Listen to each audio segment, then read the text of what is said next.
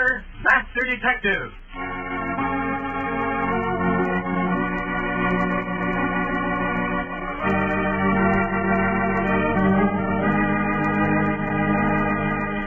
This is the story of a man known the world over as one of the most daring and resourceful characters in the history of detective fiction.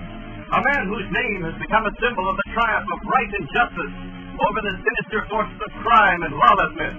Nick Cotter, Master Detective.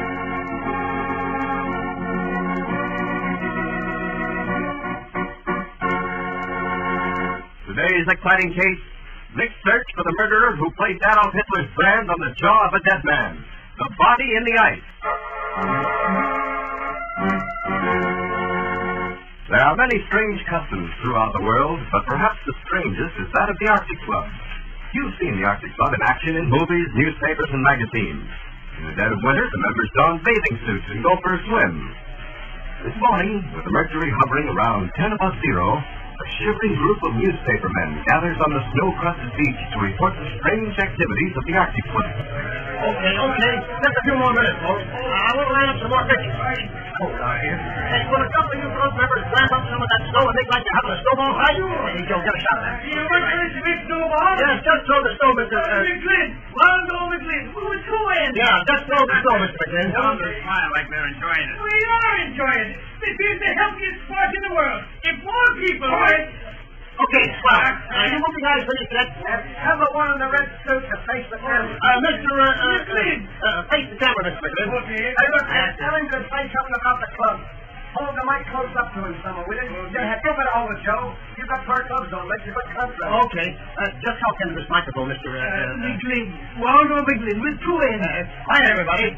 Go ahead, Mr. McGlynn. Okay.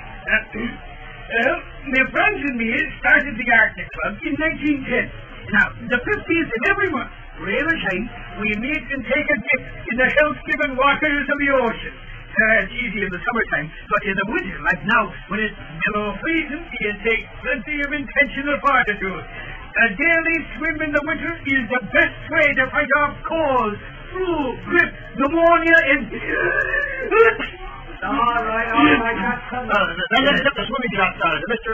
McGlynn. Yes, I know. With two ends. Yeah. Well, if your club is ready for the dip, we can get started now. Okay. Come on, boys. Last one in the right name. Criminy, will you look at them idiots heading for the water? They'll have to break through the ice before they can get in. You get a shot of that old goat looking at the thermometer? Yeah. Hey, Joe! Yeah. We'll have to have them guys run into the water all over again. The camera wasn't ready. Okay. Don't call them back yet. They gotta break through that ice first anyway. When they get it cleared, we'll get it. Holy smoke, what's happened now? I don't know. See what they're gonna see. Come on. Kid, you don't think one of them's drowned? Trap them around in the ice? How? I don't know. I was just hoping for a story. Hey, you're in water. You better put in a call with Nick Cotter and hurry it up. Hey, what's the matter? We just found something in the ice. Found something in the ice? Yeah, look. Holy jumping. Will you look at that? There's your story, Joe. Frozen solid in that big hunk of ice. It's a dead body.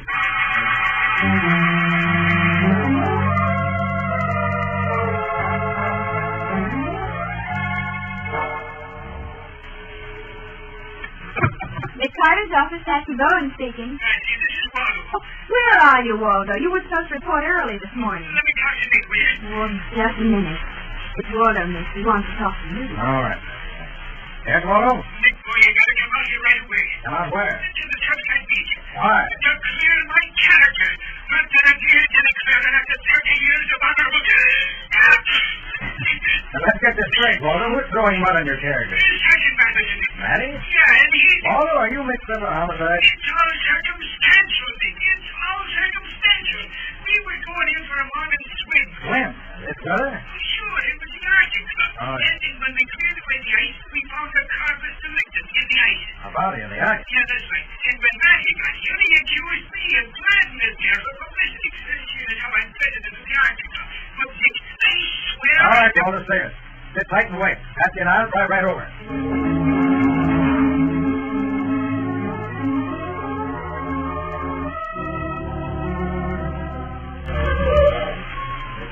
Must be it, Patsy. I suppose that's the first I've seen out there. It sounds like a practical joke to me. Me too. one of the reasons why I came out. And Matty accusing Waldo of planting a body. It doesn't make sense. Another reason for a mystery. And Look at all those men in bathing suits. Gives me the shivers. oh, there's Waldo. Talking to Matty. Hey, close that door. You want to give us all the warning? Oh, sorry. Yeah, tighten up. We got to stand around in our... Oh, Nick. Nick, boy, you don't know how glad I am to see you. Hello, Waldo. Hello, Matty. Hello, Nick. Hiya, Patsy. Oh, Hey, what's all this about Waldo planning a corpse? you're not serious about accusing Waldo, Doc. It's ridiculous. It's a demonstration of the stupidity of the law and its operatives.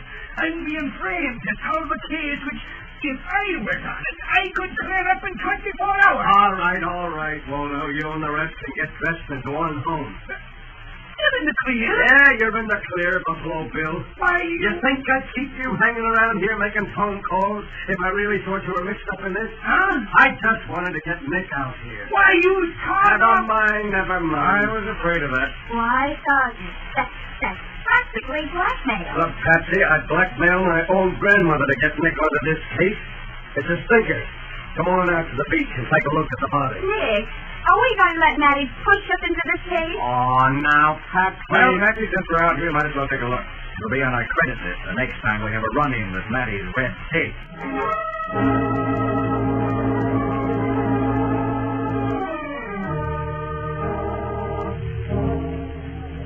All right, this is it, Nick. We just hauled it a little way up onto the beach. This is the body right now. Frozen solid in a chunk of ground ice. What kind of ice? Ground ice, also known as anchor ice.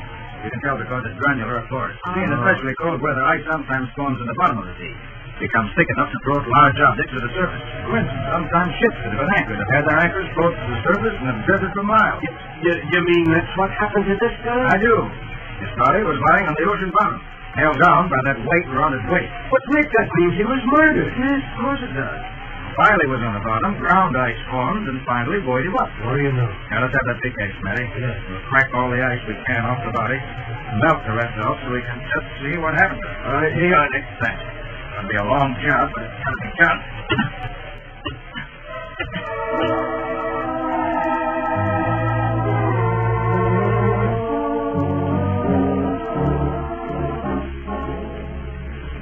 Well, Matty, there's your body. Clear enough now of what happened. Yeah, I'll say. Hey, would you look at the right side of that guy's head? You smashed in. Yeah, death must have been instantaneous. Entire temporal lobe smashed. Jaw broken, too. Yeah, must have been quite a fight. I'll tell you like that. Now, what's this? What is it, Nick? Bruise in the side of his chin. Oh, naturally, he must have been slugged there if his jaw was broken. And we'll take a close look at that bruise. Huh? It is a swastika. That's what it is. Why, Evidently the impression of a ring. Matty, will you tell me who wears a Nazi ring in this country? Maybe an ex-soldier, civilian. Yeah, possibly. That's pretty tough searching his pocket. Doesn't seem to be any identification on him. Now, wait. Here's something caught in his coat sleeve. Huh? the piece of rotten wood with a nail in it. Probably came off the ocean bottom with him. Looks like the slat of a lobster pot to me. Ah, this is luck. Hey, there's letters on it. Yeah, it's burned on pretty crudely. Evidently the fisherman is marking his lobster pot. Let's see. That's an E. E. That's an L. Well, yeah. Last two letters of the name. Then C-E-L. D? Yeah, D. R. Can't make out the rest. No. Oh, yes. Yes, of course. Belgrade, small town about 30 miles up the coast. You mean this course stretches 30 miles? I do? All right, Matty. There are your facts. Unidentified man was killed in the fight by someone wearing a Nazi ring. Was weighted down and dumped into the sea near Belgrade. Ground ice floated him up and down here. There's your case. Come on, Patsy. Yeah. Oh, now, look, Nick, you're not walking out on me. Leaving me with this mess. I certainly am. But it's murder, Nick. You can't just go home and forget Who said anything about going home? Patsy and I are going up to Belgrade to find out who wears Nazi rings.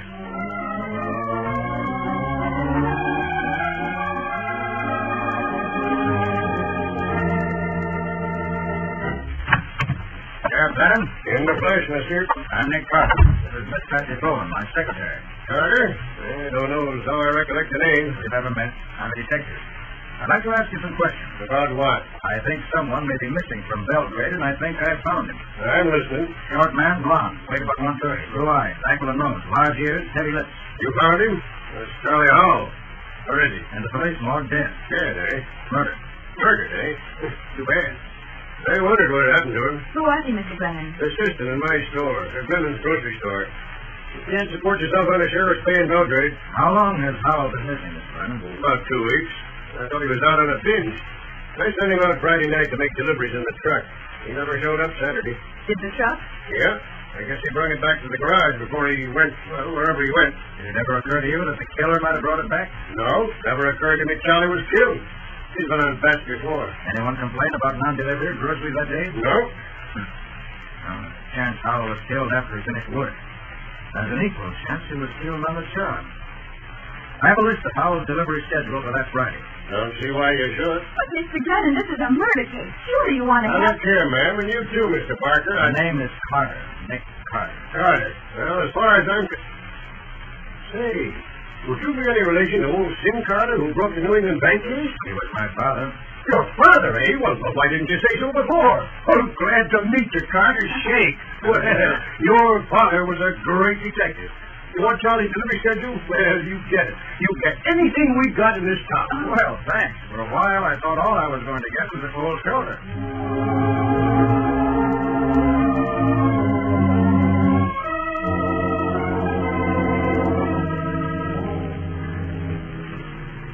It's getting dark, Nick. Yeah, I think it's going to snow. maybe. How many more stops do we have to make? Howell was scheduled for 11 deliveries last Friday. We've covered 9.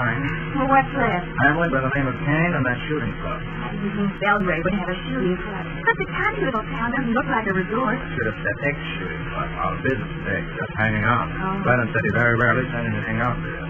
You think Howell might have been killed at one of these last 2 places? I don't know. We found out that he made the other 9 deliveries in person. He made these last 2 out of blind alley. Someone might be lying. And the question is who? We don't know what route Howell took. Killer was 9. Might have been the last. That name Kane sounds suspicious. Wasn't Kane the original murderer? Pretty far best reason, Sandy. We're going into a trap.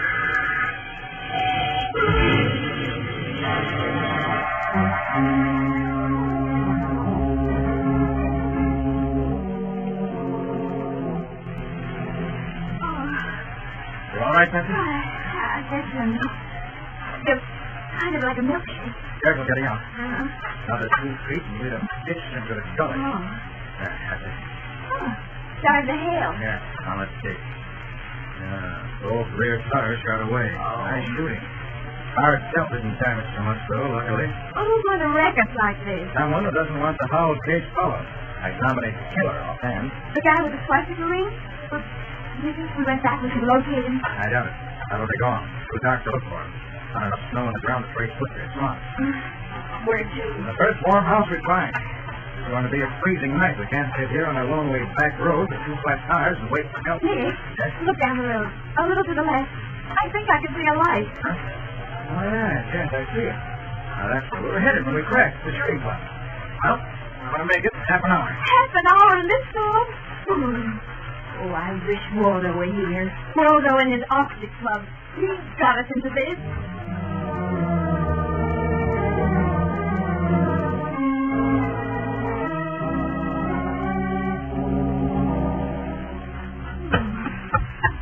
There's the glass. Oh, I'm frozen, Nick. Hurry up and knock what I want to fire. Okay, then. I answered. Try again. Maybe they didn't hear us with their sleep going right into the rumpus. Sonny? Nicky, maybe something's wrong inside. This is a swell night for murder. Now, you do that. Try to do it. Now, lock. We better go in. Got a funny feeling there are dead bodies in there. What? I got men in here. Why didn't they answer? What's the matter with them? They're standing around looking grim. Like ghosts. That's so. Pardon me, I'm Nick Carter. This is my secretary, Patsy Cohen. Our car cracked up outside and... He didn't even notice you, Nick. He just walked by. Will one of you gentlemen be good enough to answer? Please, gentlemen. If this is a joke, we're not having any. Will you please answer? Will you at least indicate that you're alive? Will you say something? Anything! Madam, don't shout. Oh, laugh. The boys in the silence. I'm sorry, I didn't hear you come in. I was in the rear of the club. But my name is Adams, secretary of the organization. You're the famous Nick Carter, aren't you? Yes, I see pictures. And this lady? Miss Bowen, my secretary. What kind of a club is this, Mr. Adams? Why does everyone ignore us? It's something of a paradox, Miss Bowen. It's a new idea, recently formulated.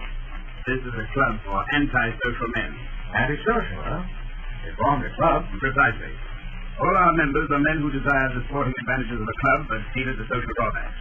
They formed this organization for that purpose. There's a strict club rule against all conversation, laughter, entertainment, women. Well, I object to that. And I'm sorry to say against visitors. I shall have to ask you to leave, Mr. Carter. Dear Adams, I came here to ask you some questions. If you will make an appointment for tomorrow, I shall be happy to meet you in Belgrade. You must leave now. Well, can you at least lend us a car, or is it smashed? Sorry. May we telephone for help? There is no telephone.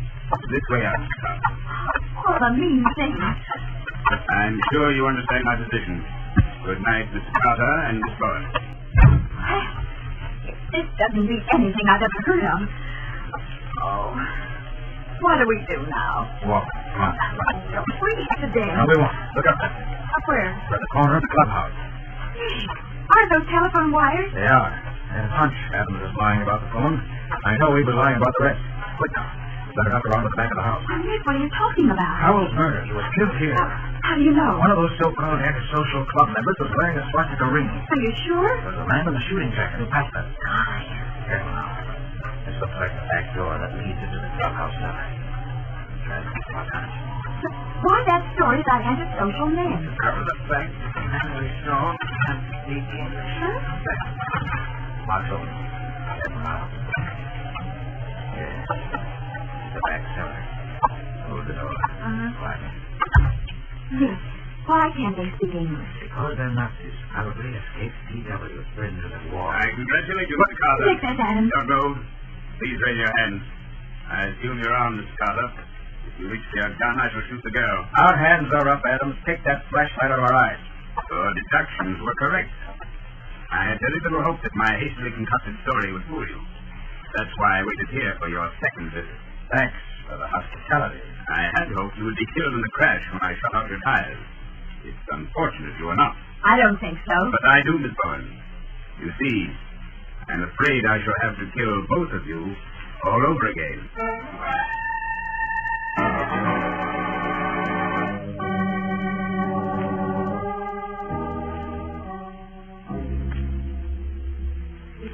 Getting light out, Nick. What time is it? 6 o'clock. We've been locked up here all night. What's the idea? Adam said he was going to kill us, didn't he? Yes? So why wait? What is this? Refined Nazi torture? I don't know. Oh, Nick. There's some way out of this mess. Probably. Just gotta find it. Close the door. I think this is it, Nick. Please remain seated. Many years' experience has taught me how to carry a loaded tray in one hand, so convenient when one must carry a loaded gun in the other. There we are. Breakfast. Thanks. We're not hungry. I assure you, the food is not poisoned. Look here, Adams. What's the game you're playing? You've been threatening murder. Why delay? We're in an extraordinary position, Mr. Carter. As you've already guessed, this is a depot for escaped prisoners of war. Go on. An intense debate is in progress downstairs. The opinion is divided. One school of thought advocates your death immediately. Yes? A spirited opposition wishes to use you as hostages to ensure safe transport back to the mother country. You haven't made up your minds yet? Not yet. Mine's going down now. I shall presently return with the final verdict. In the meantime, I would suggest you have breakfast. Thanks. There's only one thing wrong with this meal, Adams. No cigarettes. Very well. You may have my pack. Here. Thank you. Be sure to save the last two for the execution. Hi, Glenn. You don't smoke. I got it for you. But I don't smoke either. You're going to now. Light up fast. Start smoking. Start smoking? But why? I'll show you why later. Just smoke as fast as you can and make sure you save all the ashes. Got them on this plate. Right, if you say so, I'll try. Nice going, Bessie. Now, get this window open. The window? 30 feet above ground, we can't jump. There's no way to climb down. Now, that's for those telephone wires. See them? They're strung to the house just alongside our window. Uh-huh. I think that's just about straight. You're terrible, Nick. Now, your cigarette. There, I got it. Now, just get enough flame, roll them up. Good.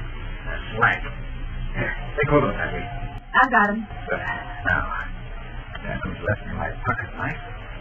Scrape the insulation off these wires. What good will that do? Whether there's a phone on this line or not, it's connected to the central office. And every time we cut these two bare wires together, we complete the circuit. The light flashes on the telephone switchboard. You can send the operator a code signal by means of those flashes. I get it. There, now. Now let's start that.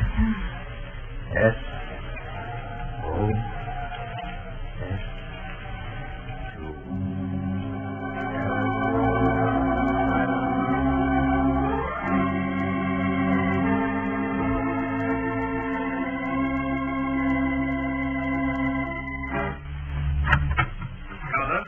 Is bad news, Nick. The gentlemen below have reached a decision. And what did they decide? After 30 minutes spirited debating, it has been decided to kill you at once. Thanks. The gentlemen are waiting in the cellar. Take place there. The graves are being dug now. I more or less expected it. Well, Mr. Adams, I've taken your advice.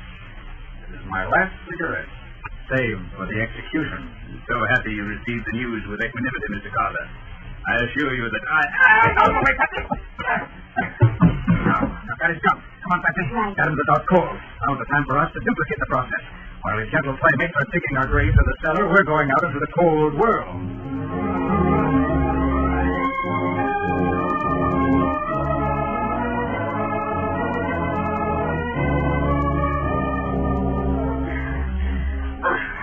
All right. Let's stop here to brush. Get organized, Patsy. Oh, okay, Nick. Now, look, we're out of the house.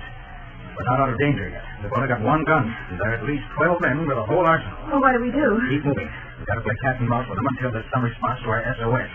We can't let these Nazis kill us, but we can't lose contact with them. We've got to hold on and wait for reinforcements. Well, how do we play cat and mouse? The sleet storm has left enough half-frozen slush on the ground for a footprint. And we're going to leave a trail they can follow. Come on. Will they follow us? They'll follow, all right. Why I didn't take Adams with us. I want him to lead the chase. Which way are you going to let them chase us? Heading back to our car. Well, what good will that do? Worst comes to worst, and help them get there in time. We'll try to make it run on 2 flat tires. Start back to town. What's that? Gunships. They're following us, all right. Keep moving. Oh, Nick, I can see them behind us, way back at the house. They're walking along the line like Indians. Yes. They're clever, all right. Dressed up in hunting clothes, carrying rifles. They look like a shooting line after pheasant or rabbit. Very clever. Clever, Nick? Yes. In case anyone happens to pass on the road, they won't think anything's amiss. They won't realize human beings are being hunted. Just think a party of hunters are out after game. Oh, golly, this is a mess. Now, come on. Through this clump of woods. All right. Don't think they've spotted us yet.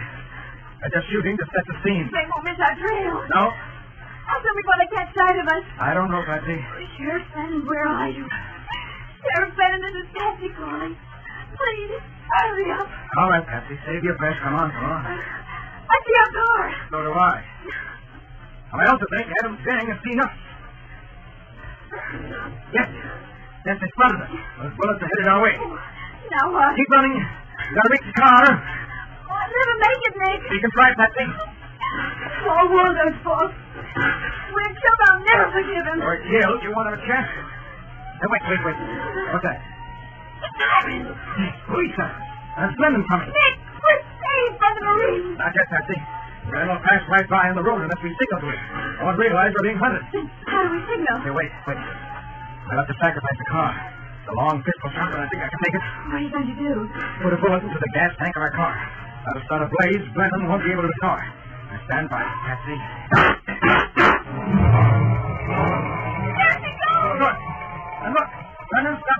investigate. We've got the reinforcements we need, Patsy. Adams Club members are really going to be antisocial from now on, back in a prisoner of war camp.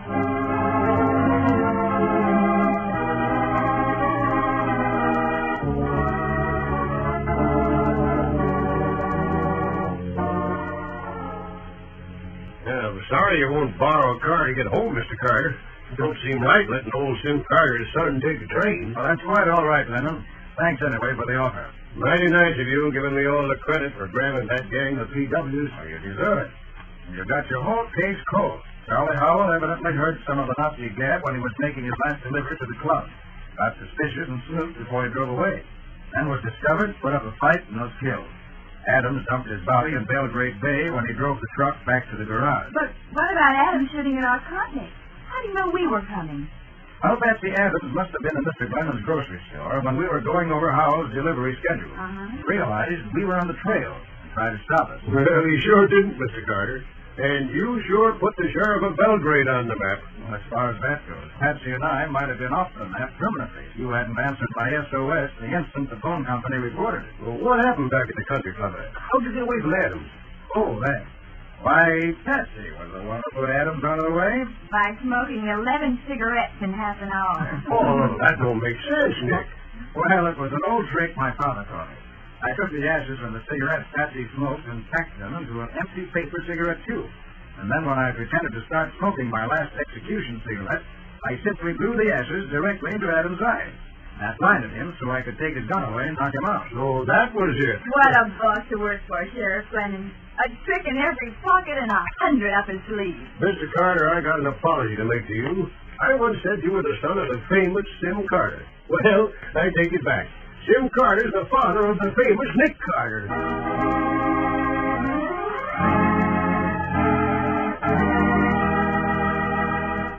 Lon Clark is starred as Nick.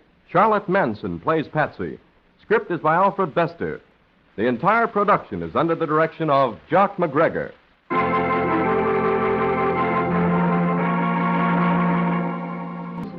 This is Ken Powell speaking and saying so long until next week.